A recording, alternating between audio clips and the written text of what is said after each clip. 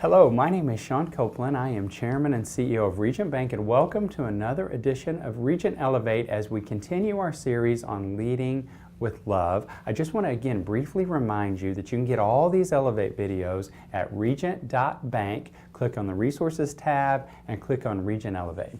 Today we're going to talk about how great leaders are trustworthy. Last time we talked about how great leaders were kind. Before that, we talked about how great leaders are patient. So why is it so important that great leaders are trustworthy? Trustworthy means to earn the confidence of others. Stephen Covey said that the first job of a leader is to inspire trust. That trust is really the oil that makes the entire engine of business run. So how do we create trust among our employees? Obviously, we want to be transparent and honest, but we're going to take it a step further today. First thing we need to do is we need to listen well. One of the things, here's what happens. When your employees come to talk to you and you don't have time to talk to them or you're clearly not really listening to them, it means that you don't believe they're important, and it also means that you don't believe the issue that they have is important, that you already know the answer, you are smarter than they are, so you're not interested in what they have to say. Gallup did a poll, and they laid out the greatest attributes, the most important attributes of great leaders. Number one on the list, being a great listener. Listening engenders trust more than anything. Last on the list, technical skills. So you can be smart, you can know all the answers, you can be the best in the business, but if you can't listen, you're not going to engender trust and be a great leader. Number two, we have to avoid micromanagement. When we're sitting there telling our employees every move to make, that means you don't trust them. That tells them that you don't trust them. Now, if you have an employee that you have to tell every move to make, I would say you need to give them some feedback, and if you continue to have to do that, you've got the wrong employee. But if you have great employees who are self-starters and who work hard and you're still telling them every move to make, marking up everything they do, criticizing everything they do, you're not going to engender trust either. Number three, we need to hire trusting leaders. People are innately either trusting or not. If you have someone that you can tell does not trust other people, they have huge trust issues for whatever reason, do not hire them as a leader because they'll never be able to delegate, they'll never be able to grow their team, and they'll never be scalable as a leader. So it's very, very important that we hire people that are trusting, and then they need to let their people do their job.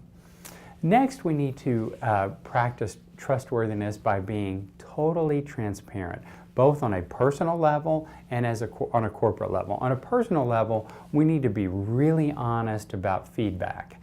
Clearly, we need to be honest about the facts. I'm not even including that here. That's a given. You can't be a liar and be a successful leader, no doubt. But we also need to be just open and honest with our feedback. When we see things that need to be corrected in the person's performance, be honest about that. You know, when we see things they're doing a great job at, be honest about that. Don't take credit for their actions, but be very, very honest about feedback that we are giving them. Also, be honest about your company. One of the best things that we did back in 2008 through 2010 when our bank barely survived was we were totally transparent. We've always been totally transparent about all of our numbers, about how we are doing, good and bad, about our strategies, about what we're working on. Our employees know everything that's going on at the executive committee level. That was great because whenever times were tough, they could see the numbers were not good and that we just had no choice but to cut back on some of our staffing and make some layoffs. We hated it, but at least they could understand why. And then finally, we need to be trustworthy in how we let someone go. So there are times when people within your organization do not work out. They're just not a fit for whatever reason.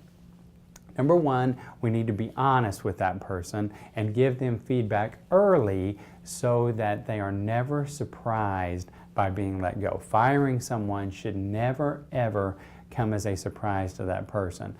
But also, we need to be trustworthy in how we handle that firing. We need to be respectful. We need to be caring. We need to try to help them find something new. We don't need to carry them out with 15 security guards and push them out the door as they leave. How people leave your organization says a great deal about your organization. And so it's very important when we let someone go that we do it in the right way. And the last way we need to be trustworthy is we need to be honest about ourselves. We, as leaders, we need to seek honest feedback. We need to not be defensive. We need to look at our blind spots and the areas where we're good and bad and really focus on getting honest feedback from those around us. It's our job to get the feedback. They're not going to give it unless you ask for it, and you need to behave in such a way that they can be honest and not worry about you being defensive and reacting negatively. So this was our session on being trustworthy as a leader. Very, very important competence. Thank you so much for joining us, and I will talk to you next week.